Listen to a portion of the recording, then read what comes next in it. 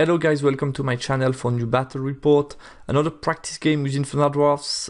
As I've told you, I'm a bit changing between my preparation for the Interregio at the end of the month with my Ogre and also trying some concept with Infernal Dwarves. So this time I was facing a French player, his name is Chrome, he was playing Kingdom of Equitaine. Here is my list. I made some changes after discussing with my coach and friend KoE. He advised me some changes, yeah, the best when you try to build a new list and then to try out, see how it works. So I reduced a little bit the amount of anointed to increase a little bit the amount of threats. I have a new Kingdom of Equitaine in the list. The second Torok unit is smaller, the first one also. I put again the Commissioner BSB with a solid build, with a 1-up and 4-up, so quite solid. The small Adept is back on the Kingdom Chariot.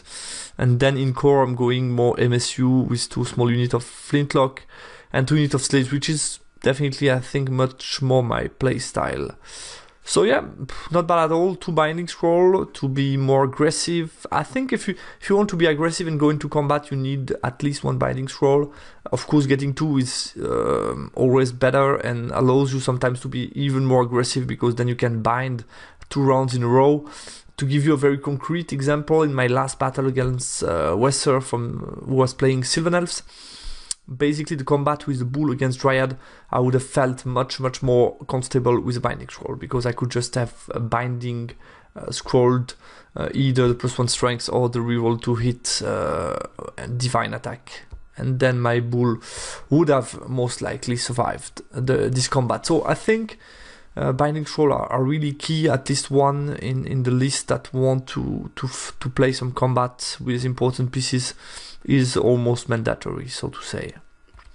And my opponent's list, won't go into details, but here you have some details of the build. Basically has 2 dukes, one is on horse, the second one is on Pegasus, very strong on the charge, but not so strong without charging.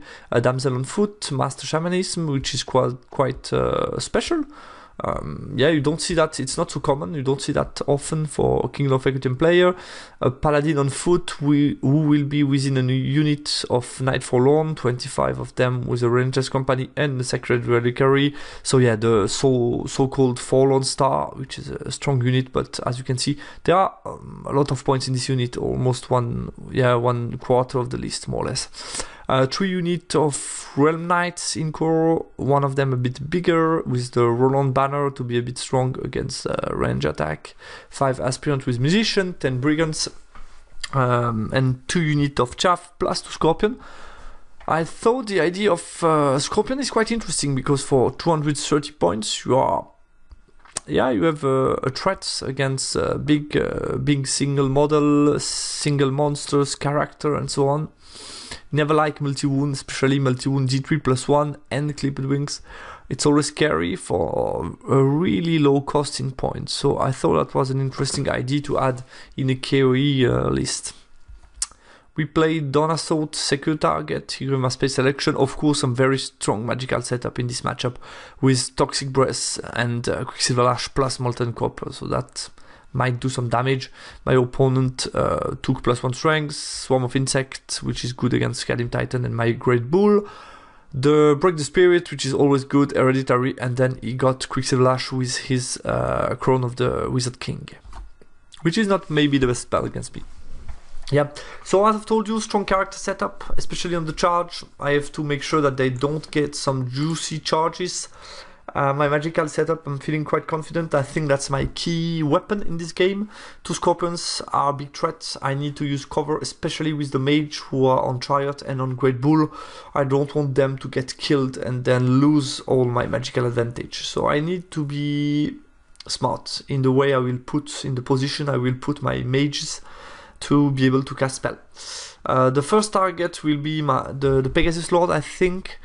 Even with a Fire Ward save, I can go against him with Quicksilver Lash, things like that. He will lose some health point, and he has only 3. Mark for Doom is also a great tool to deal with him, and I think he's one of the main threats, because he cannot be chaffed and he's charged quite far away with the Crest Oath. Here I made mistakes, but one quarter of my opponent list is invested more or less in the Fallen Star. So with this kind of unit, it's always the same. I mean, it's a big unit, very strong, with only movement 4. Of course, you have one Relentless banner, but it's only one time, and then you will never catch anything with movement 4, most likely. So this allows my opponent to control a part of the board, sure, but I need to choose whether or not I want to face it. And if you want to face it, you need to be sure that you can beat it. So you need to put a lot of resources to beat it, which might be problematic. So in this case, I think most likely I will try to chaff it, not really play against this unit, because basically that would request too much resources, and at the same time he has some dukes, other stuff that I need to care about, which are much more scary because of the higher movement value, basically. His deployment, so basically my opponent choose the side. He took this part of the board, as on assault. I had this part at my disposal with the nice house in the middle of my zone. The house is normally not so appreciated by opponents. In this case, I'm not so disappointed because it's always a nice spot for my Great Bull of Shamut. So yeah, we exchanged a couple of drops, and then I decided to drop everything at +5 to make him start the game. I will explain you later why. So his secure target, I put mine completely on the right. Basically, thought process was, this is his 3/4. It will be much harder for him to reach this zone as for me. I put both my unit of flintlocks on the far right. Basically, my flintlock are not so good in this matchup. I'm not feeling confident facing, for example, Forlorn, Character, or even the big unit of Realm, because I'm only AP 1. I can do some damage with shooting, but I'm not so confident in going into combat, so I prefer to put them in a safe zone. They can go around and shoot things with strength 4, AP 2, which is their main strength in this matchup. Here I put my main unit, the Death Star of Toruk Anointed with the BSB on the right to give reroll to everybody who need it. My Vassal Cav, first block of slaves, second block of slaves, my Great Bull of Shamut behind the house, Adept on Kadim Chariot, the Kadim Titan, and the Tree Anointed on the back. So yeah, basically the idea was the following. Use the cover. So here you can see long range plus soft cover, 6 up to hit me. Here 7 because of hard cover long range. Here again 7 long range hard cover. So all my big pieces single model are protected, which is not so bad for me. So I kind of like this part of the board because of the options of cover that I can use. My opponent decided to counter deploy in such fashion. He put quite early on his Forlorn on this position, so his idea was to take the wall, but at the same time this allows me to put my strengths on the other part of the board and not really face this unit, which is not so bad for me. Peglord goes on the hill. Here you have Damsel, Aspirant, Yeoman, 2 Scorpion, which are quite forward to gain some short range. First unit of Realm Knight, 2 second unit of Realm Knight, and here you have BSB, here you have the General. That's it for his deployment. So yeah, my idea to make him start was the following. Basically, we play secure target, and you really like to finish the game on secure target, because then you can basically move, like with this unit, move 12 and be within 6, and you're feeling you're still scoring. So you can do some crazy move on your last turn without taking any risk, which is, I think, a key advantage on this scenario. And then second aspect, which was also key, if you see the position of my mage with very good threats in magic, they are far away from the enemy line. Meaning, if I need to start the game, where am I going to go? I can go on the left, maybe with the bull, but still I will be very, very far from the knights that I want to threat with Toxic, with Alchemy. I will struggle to be in a good position to cast spell against them. So the idea was, if he starts, he will probably come forward, because if he stays like that, I can claim some board control, which is not so good for him. I can go behind the wall, things like that. So he will probably come a bit forward, which allows me after to cast some spell and be in range without problem, and then also finish the game. So I was quite happy about that. So yeah, he started the game. Comes behind the wall with his Fallen Star, stays on the hill to charge far away with the Pegasus guy. Quite happy that he's not so going to the flank to threaten my Kadim Titan, because with the ward save I don't like the odds of facing him.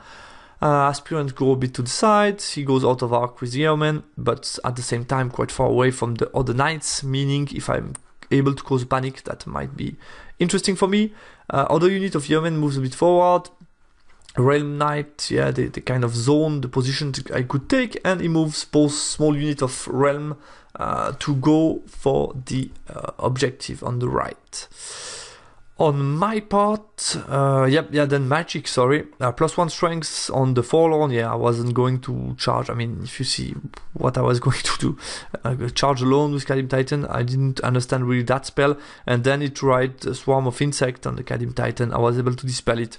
I think I should have tried boosted -1, the spell 6, sorry, Break the Spirit on the unit, try to complicate a little bit my movement. Would have been much more interesting. That's sometimes the problem with Shamanism, you don't have that much to do until you go into combat. And then he shoots with both a Scorpion against my Kadim Titan, hitting on 6 up. He wasn't able to hit me. My turn 1, I took the charge. You see the little guy here? They have a line of sight on the yeoman. I thought I'm a better light cavalry than you, normally. I had an 8 rerollable to charge them. I took it, rerollable because of the fact that I was within 6 of the Great Bull of Shamut. So I charged in, stand and shoot with throwing weapon did 2 casualties to me, which was a bit too much. I also like the fact that I was out of arc of all 3 key threats. Meaning if I can make him flee, I can even pursue, and then he needs to deal with me with his mage or go out of the unit. I can be very scary or turn around, try to charge a Scorpion. I have then a lot of options, so I really like that fact. Second priority in my movement was to deal with the light cavalry on the left. So I moved my bull slightly to the left, still having hard cover against this one, no line of sight against this one, so I cannot be one-shotted, and this one can hit me on 7+, which is a bit too hard. Move a bit forward with my scoring unit to be a threat, and then Kadim Titan moved to the left, but slightly too much. Ideally, I should have been just a couple of inches more to the right to be able to take the toxic breath from him, and then breath on these guys. In this case, I was really focused with the Great Bull to kill them, so I was within 18 of them, but I should have give myself another option. And here to the right, I move a bit forward with my chariot to be able to cast spell against this unit. I move forward slightly with all my units. The idea is to push slightly with them. I'm still, if you charge me, I can anytime flee over my guy and then counter charge. He has no chaff in this area, so I'm feeling pretty confident. In my magic, he Binding Scroll, Quicksilver Lash, which is smart. Then because of bad positioning, I don't have a lot of option. I cause a Pentagram of Pain and kill 3 of them. They flee off the board, which is nice. And then I tried Molten Copper against them. My opponent dispelled it, and with 2 dice remaining, I tried to put a ward save, I think on anyone, maybe himself, don't remember exactly.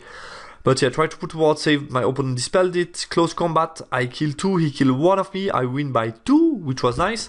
He was within BSB's range and within general as well, I think. And was able to stick. So yeah, unfortunately for me, but at the same time, I'm protected. But I really would have liked to pursue and catch him and deal with all the chaff turn 1. His turn 2. So yeah, in the middle we are still in combat. He moves slightly back, turn around these guys to be able to threat me. They stay a bit forward. Here, not much movement. These guys also just moved a bit sideways, and that was it.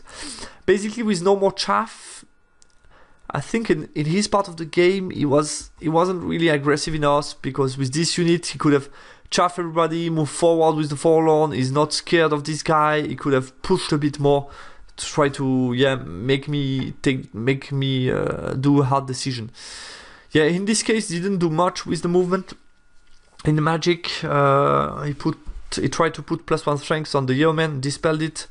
I put Swarm of Insect on my bull with a high roll. I had to let that in, and I rolled 3 armor save or ward save, so pretty happy about that.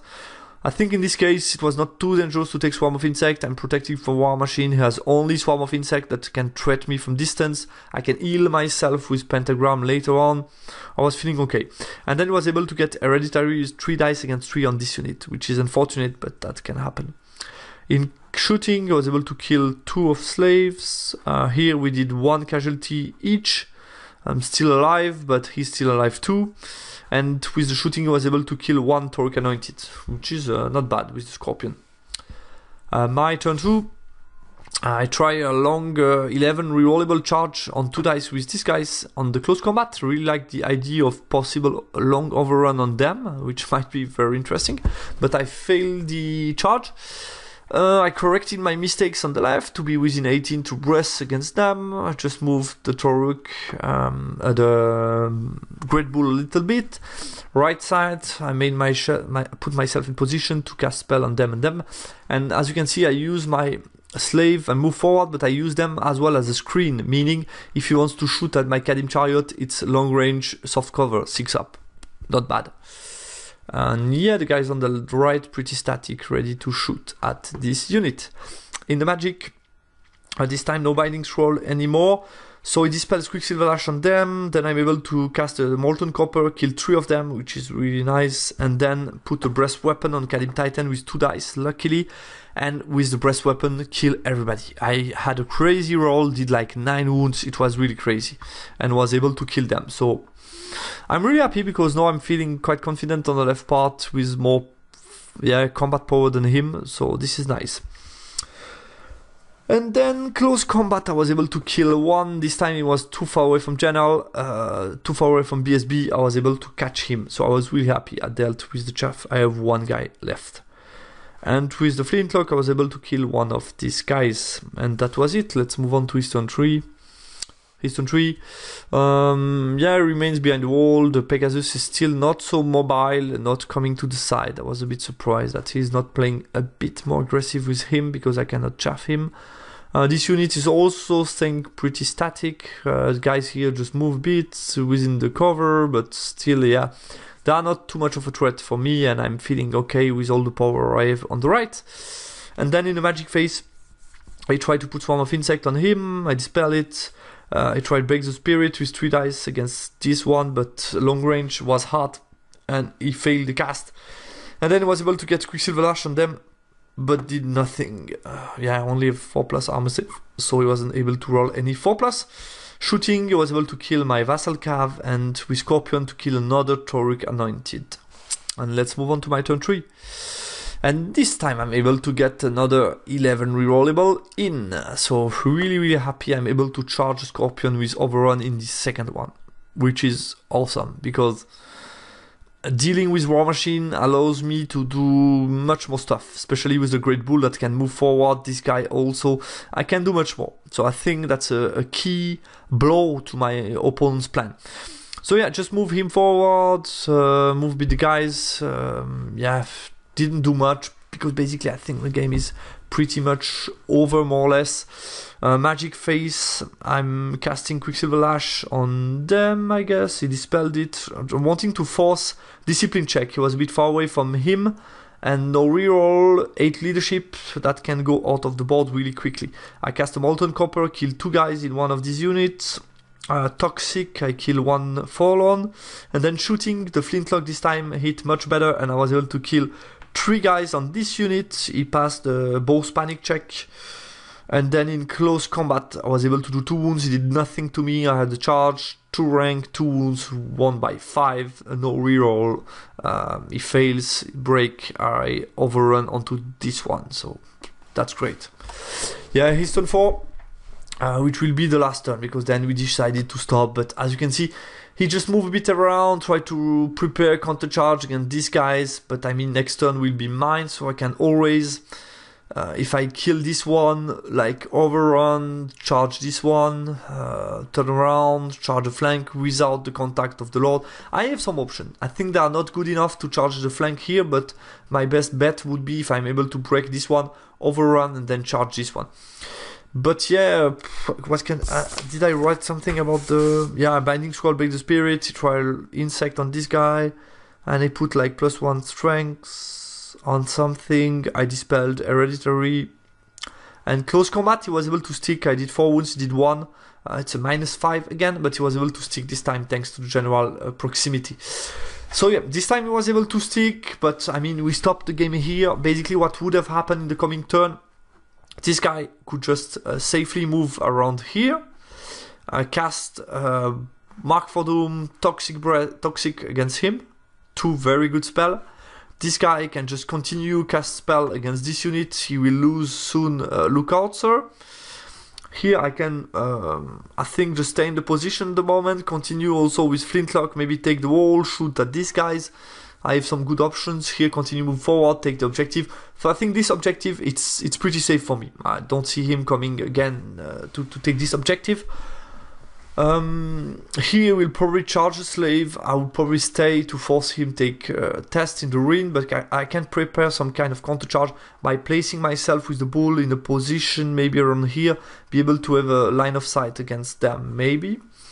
These guys can always like move 8 forward out of arc, try to chaff. I don't know why, but I have some good option as well. Just move them forward to force him to charge me. If he doesn't charge, I can just march forward, continue to threat his back line. And yeah, basically I think with 3 turns of magic I should be able to kill most, if not all, the cavalry. And him, I think he will die. Because, I mean, Mark for Doom plus Toxic Breath, that's a lot for a guy with only 3 wounds. So he can either hide or die. So yeah, I think the game was over. It was just a question to see how big would be the score. Of course, he can always come forward, try to block me for the scenario. He has some option, of course. I can also, I think, turn 5, maybe try to block him. Then turn 6, he charge. I can always try to counter to get this... get a tie on this one and win this one, so probably win the scenario, plus a couple of trenches, so I think that was a solid win for me. Yeah, what happened during this game? So, I told you already a lot of things, but I think make him start was a good idea in this case. I was really happy to play second. My deployment was quite optimal. All big pieces in cover, I like that a lot, to have a not so interesting turn 1 in the sense of shooting for him. That was good for me. My magic was really a perfect setup to counter him. Of course, Occulting Master plus Alchemy. That's really complicated. My underdogs, the slaves had really, and plus the light cavalry had the opportunity to shine, to open the game.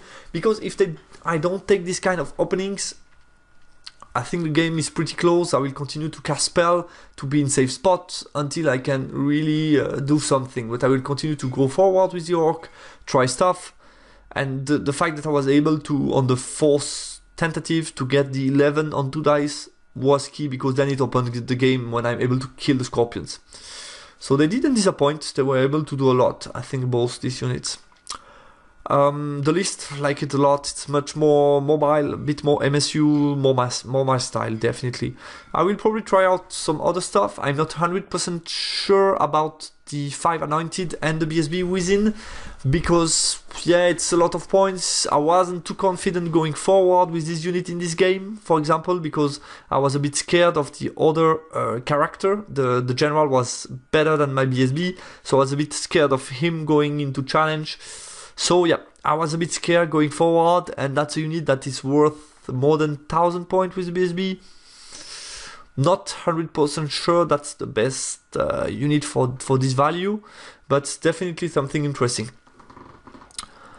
War Machine, yeah, I think on my opponent's part there are a couple of things that we can say.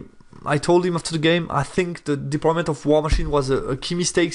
Trying to be so close for the short range is one thing, but what you want from War Machine is to be able to shoot 6 turns. And in order to do that, you need to be further back, especially against my army that can charge and go forward, and due to the fact that his War Machine have movement 0. So I think I would have put 1 or 2 War Machines on the hill, and maybe second one to the right. If you have both War Machine at the same spot, we saw that for the bull it was easier to play because I can go in some good covers. I think if he had put one on the hill on the left and the other one on the right, a bit more further back, that would have been optimal and much more complicated for me to place my bull, to place my Kadim chariot. And I think also that the Knight Forlorn would have been much better on the right corner of his deployment, because then he could have really pushed with them towards my second target, and on the left he could have secured the spot with maybe 1-2 Knight unit plus the Peg Lord and so on, and that would have been problematic for me to come forward. So I think his deployment could have been much better. definitely it was probably a mistake to put the Forlorn as a first drop. I think he should have put other unit and not let me know before I deploy everything where the Forlorn Star will be, because that's a key aspect of the game, since I rather want to avoid this unit. And last but not least, a small mistake with the Yeomen. I think both units were not play really good. They were too easy to kill or to deal with for me. Especially unit on the left, he should have chaffed and pushed and try to be aggressive on this part of the board where I don't have a lot of unit to threaten him. So I think here there was some better play to do. But yeah, interesting game, new test for me with this list, still some changes.